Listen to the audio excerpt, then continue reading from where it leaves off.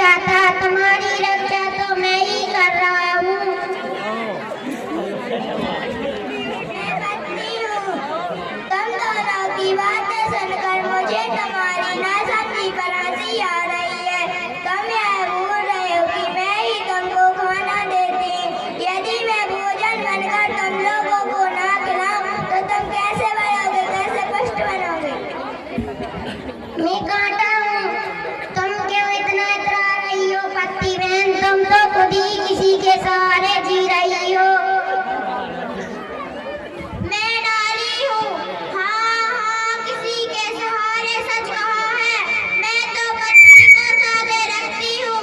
यदि मैं इसे अपने से दूर कर दूँ तो जमीन पर धूल चाटोगी, सूखकर नष्ट हो जाओगी। मैं तना हूँ, पत्ती डाली और फूल, इतना इतराओ मत।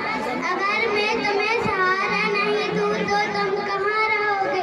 तुम सबको पानी और भोजन नहीं पहुँचाऊँ तो सोचो तुम्हारी क्या दशा होगी। मैं जड़ हूँ, रुको रुको, तुम सब अपनी बातें बनाना तो बंद करो। मैं कब से सुन रही हूँ, क्यों सब एक दूसरे को नीचा दिखाने पर तुले हुए हो?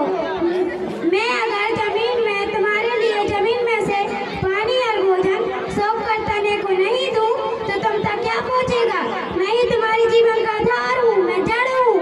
तुम्हारे जीवन का आधार बनने से पहले यह तो जान लो, अगर मैं तुम्हारे अंदर जमा पानी को बाहर न निकालूं तो तुम सड़ जाओगी जमीन में ही। ठीक है, मैं तुमसे अलग हो जाती हूँ, अब जी कर दिखाना। पानी दो, हम मर रहे हैं, हमें पानी दो।